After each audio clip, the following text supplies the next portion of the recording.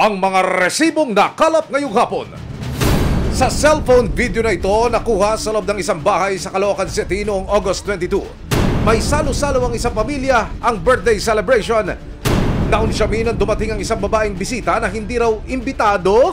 Maya-maya pa, sinita ng babae ang mga nakaupo sa kapagkainan. Yung babae mo, ulang-ulang sa dito. Walang hiya kayo, buong pamilya mo. Niloloko ako, lahat-lahat. Ang babae sa video na si Maria Rudeline, siya pala ang legal wife ng lalaking nasa video na si Charlon. Ang mga kasama ni Charlon, ang kanyang mga magulang at isang babae na itinutuloy ni Rudeline na other woman ng kanyang asawa. Oh no! Happy birthday no more! Nang magtayuan sina Charlon, dito na nag-abot sina Rudeline at kasalukuyang karelasyon ng dati niyang asawa.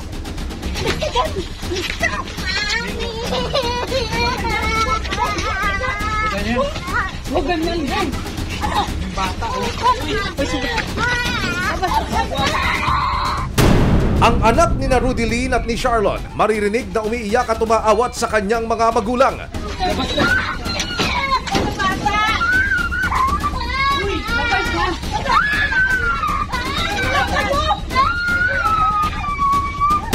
Ano nga ba ang punot dulo ng insidenteng ito? Bakit nga ba tila na etsyapwera si Rudeline sa family gathering na ito? Isang notorious na grupo, 3 dekada nang sangkot sa pangingidnap.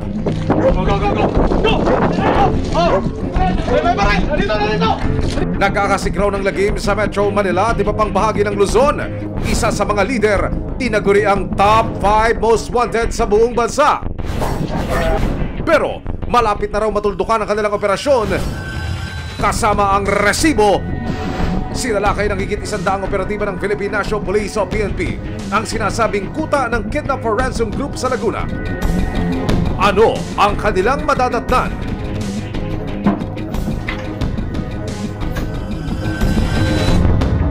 Oh, ganda. Uy, napakadami. Anumang reklamo, bibigyan tugon. Bawat hiling at problema, hahanapan ng solusyon. Ito ang bago ninyong sandigan, hindi palalampasin ang mga tingwali at maling gawi. Dito, walang ligtas ang abusado at lalong walang lusot ang may atraso. Dahil ang lahat, hahanapan natin ng resibo. Magandang hapon, ako po si Emil Sumangil. Isang masayang birthday celebration sa Caloocan na uwi sa sakitan. Sa cellphone video na ito, sa gitna ng celebration, dumating ang isang babae na wala naman sa guest list. Yung babae mo, ulang-ulang sa dito. Walang hiya kayo, buong pamilya mo. Niloloko ako, lahat-lahat. Ang babae sa video na si Maria Rudeline, siya pala ang legal wife. Present sa salo-salo ang dati niyang asawang si Charlon at ang di umano'y bagong kinakasama ni Charlon. Nang magtayuan ng mga bisita, dito na nagpang-abot si Rudeline at kasalukuyang karelasyon ni Charlon.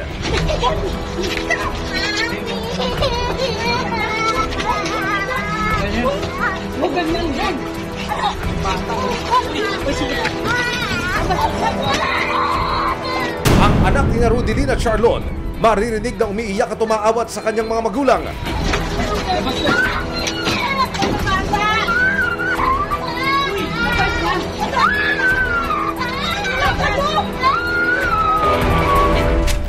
Kwento ni Rudeline, 2017 nang magsama at ikasal sila ni Charlon. Nagkaroon sila ng isang anak. Para matustusan ang pangangailangan ng pamilya, nagtrabaho bilang isang migrant worker sa Singapore si Rudeline noong 2019. Pero, while the missus was away, the mister would play. 2019 pa lang po yung ginawa niya. Andun pa ako sa Singapore noon. So, parang lahat ng hirap, lahat ng sakit. Kulang na lang tatalon ako sa building noon doon sa Singapore. So, pero yung inisip ko noon yung anak ko. Kasi nasa kanila 2022 nang bumalik ng Pilipinas si Rudeline at nagdesisyon daw siyang makipagbalikan sa asawa. Nagbalikan kami. Yung sakit na madali sa akin. Pero si Charlon tuloy daw sa pakikipagkita kay number 2. Last year, tuloy na siyang umalis sa amin. So, hindi na siya bumalik. Hindi siya nagpaalam sa akin. Talagang dumiretso na siya dun sa babae niya. Ang pakiusap daw ni Rudeline, wag na wag ipakilala sa kabit ang kanilang anak. So nakiusap ako sa kanila na wag lang ipakilala yung anak ko, wag lang dalhin doon sa bahay ng kabit niya. So ang nangyari kasi parang wala lang, dinedma lang nila lahat yun, parang wala na. Ginawa na nila akong patay, ginawa nila yung loob ng anak ko, hindi pinakilala dun sa babae. Parang nasagad na kasi ako, kaya umabot sa point na ganito. Pero umabot na raw sa sukdulan ang pagtitimpi ng legal wife. Abangan mamaya saan hahantong ang salpukan ni na legal wife at number 2. Nahuli ko po sila ng kabit niya, ay yung babae niya mismo doon sa bahay namin. Dumating po ako doon, nagkaroon ng komosyon. Walang hiya kayo. Buong pamilya mo. Niloloko ako.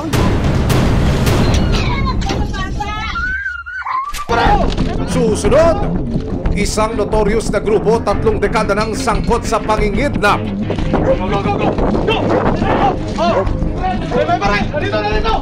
Kasama ang resibo, sinalakay ng higit 100 operatiba ng Philippine National Police o PNP ang sinasabing kuta ng Kidnap for Ransom Group sa Laguna. May aksyon, may ebidensya, resibo, walang lusot ang may retraso. May aksyon, may ebidensya, resibo, walang lusot ang may retraso. June 4, 2022, 2 magpinsang Chinoy o Filipino-Chinese ang dinukot sa Tondo, Maynila. Yung dalawang magpinsan, on the way sila sa isang customer nila. Galing sila sa isang customer nila nung nakidnap sila, no? Ayon sa Philippine National Police Anti-Kidnapping Group o PNP-AKG, mula Maynila ay dinala ang 2 biktima sa isang liblib na lugar sa Laguna. Talaga shock na shock kami nung nakidnap yung dalawang magpinsan na batang-bata pa, no? Businessman. 100 milyong piso raw ang hiningi ng kidnappers kapalit ng kalayaan ng magpinsan. Ang pamilya ng mga biktima umaray sa laki ng halaga. Matapos ang mahigit 10 araw, June 15, 2022, matagumpay na na-rescue ng PNP-AKG ang 2 kidnap victim, pero ang mga suspect mabilis na nakatakas. They were rescued actually sa tulong ng mga kapulisan natin sa local and with our anti-kidnapping group. Naging joint effort to, ano. Pero bago pa makapuslit, naplakakan ng mga pulis ang getaway vehicle ng mga kidnapper. Sa bayan ng Pililla sa Rizal, nagkaengkwentro ang mga pulis at ang grupo ng mga kidnapper. And the part of the group, yung Kidnap for Ransom group, sa Madriaga group, 2 ang namatay sa kanila.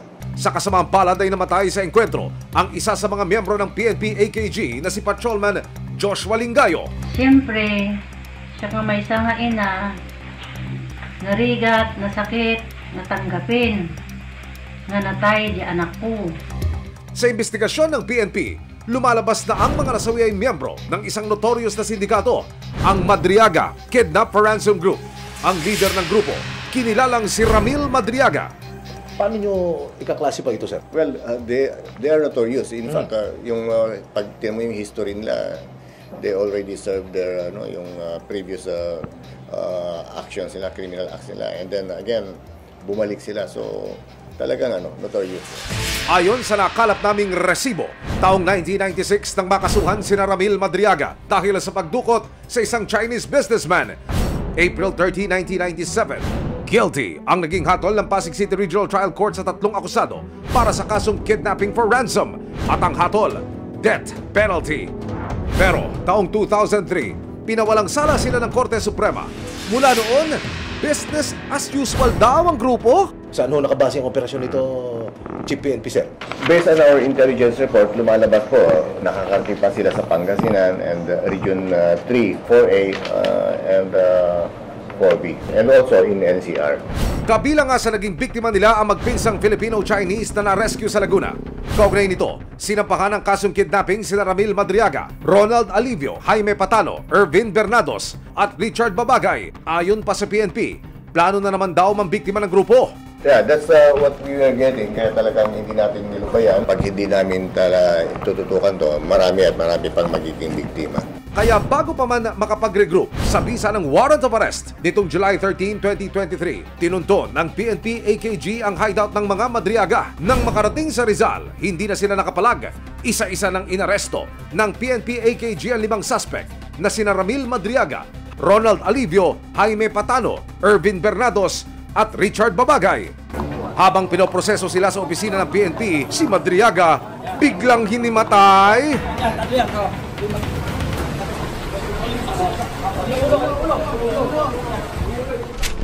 Susunod!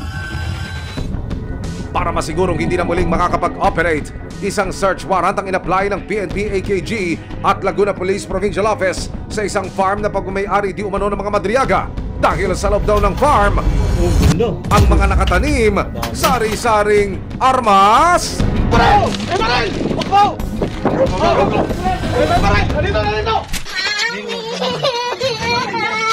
Ang sama ng loob ni Rudilin, may isa pa palang hugot.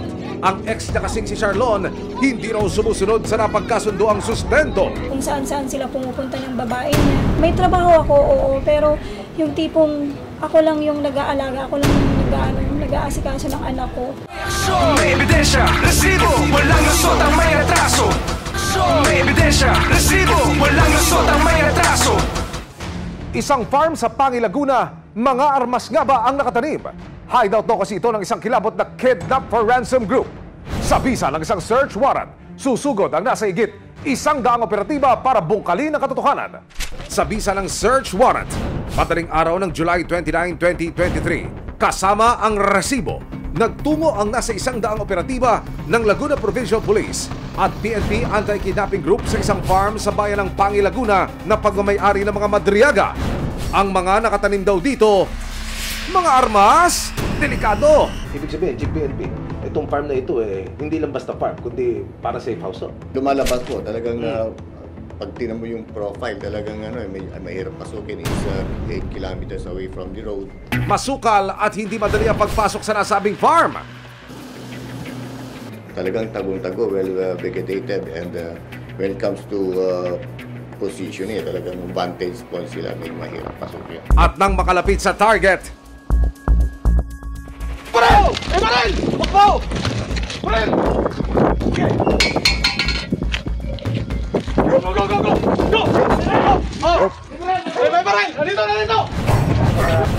agad pinadapa ang gwardya ng farm na nakilalang si Jonathan Arante. Nakuha kay Alan ng isang automatic rifle. Sa bahay, Ikaw ba si Edwin Prestado? inihain ng search warrant sa caretaker ng nasabing property na si Edwin Prestado. Meron kaming search warrant laban sa iyo sa for violation of RA 10591 o pag-iingat ng mga hindi lisensyadong baril. Matapos ipaliwanag ang pakay, nag-umpisa ng maggalugog ang Laguna Police at AKG. Unang ginalugad ng mga pulis ang sala ng bahay.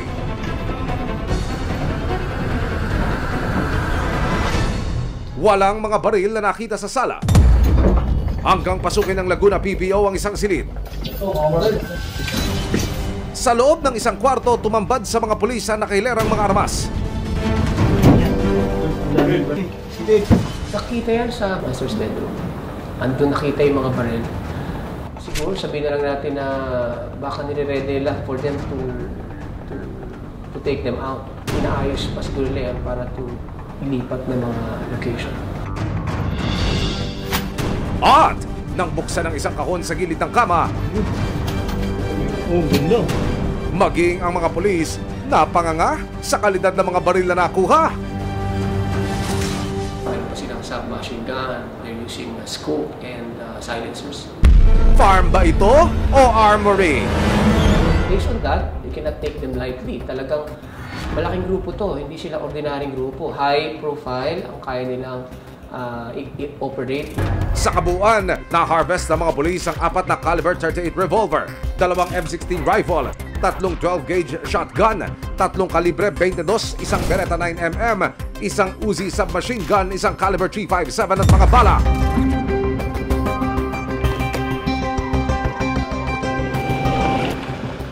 Kasalukuyang nakapiit sa Laguna Provincial Police Office ang mga nahuli na sina Alan Lauranciano Guevara, Edwin Prestado at Jonathan Arante. Naharap sila sa kasong illegal possession of firearms and ammunition. Pero ang depensa ng mga nahuli, ako kasi tagapakain ng mga aso doon lang. Kaya yun, nandoon ako. Alam ko lang ganyan. Uwi na ako ma'am. Wala po akong alam. Kasi kung may alam po ako, hindi na ako lumapit doon. GPNP, anong kaso ang inihain nyo laban dito sa mga suspects, sir? Well, for committing yung violations sa crime natin for RA 10591, it's a violation of yung firearms and ammunition law natin. Samantala, sinubukan ng aming team na hinga ng panig si Ramil Madriaga hinggil sa mga nakumpiskang baril sa kanilang farm pero tumanggi siya magbigay ng pahayag. Sa pagkakadakip ng Madriaga Kidnap Ransom Group at pagkakakumpiska ng kanilang mga armas, tila nabunutan ng tinik ang ilang naging biktima. Tatta, tanakulong, lagyan ng patay, iti anak ko. Kinarag-anan basit, ti barukong, kin panunod ko. Talagang kinagagalak namin at pinagpapasalamatan namin ang AKG. Umaasa silang ito na ang umpisa ng katapusan ng halos 3 dekadang paghahari ng Notorious Madriaga Kidnap for Ransom Group. June 2022, iniwan si Rudeline ng kanyang asawang si Charlon. Ang dahilan, may number 2 si Mister. Ang pakiusap lang daw ni Rudeline, huwag ipakilala sa kanilang anak ang bagong karelasyon. Pero umabot na raw sa sukdulan ang pagtitimpi ni Mrs. Nang malaman niyang isinama ang anak niya sa isang salo-salo kasama ang number 2 ni Mister.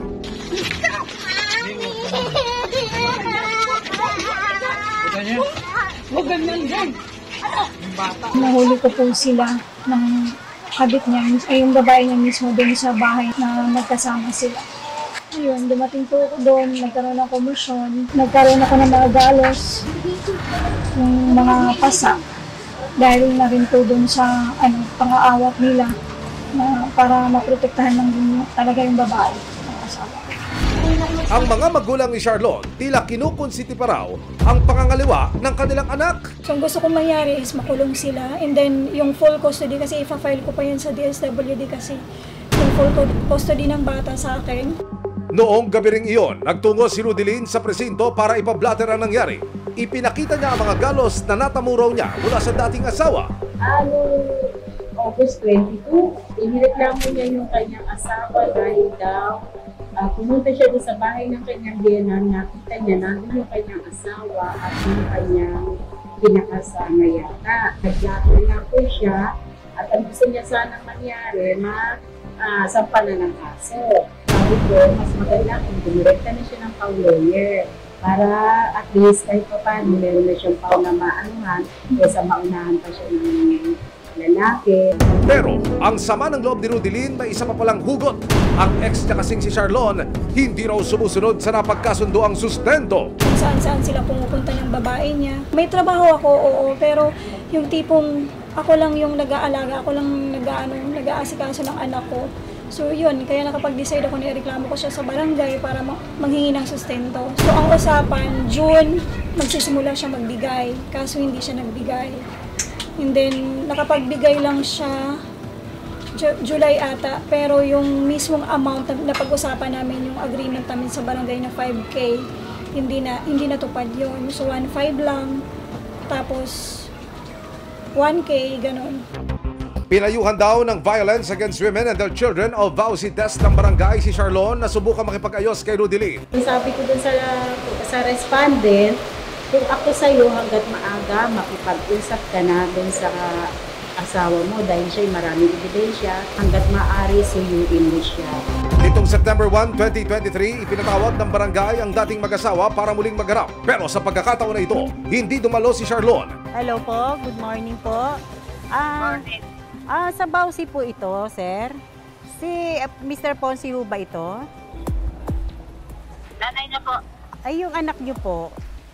Sana para magkaroon na po sila ng pag-uusap ng asawa niya. Gusto rin naman namin po yan, pero kung ngayon po, andito kasi ako sa may Arpapa eh. Sana schedule na lang, ma'am. Dapat magkakaroon tayo dito ng pag-uusap sa barangay. Kasi kung hindi po, ay sa ano na sila mag-uusap siguro, sa korte na. Willing kami makipag-usap, basta lang wala. Hindi kasi nasabi kung ano kasi yung araw at oras eh.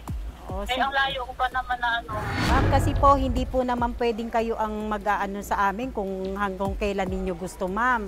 Kasi ang client ko ang naiipit dito, ma'am.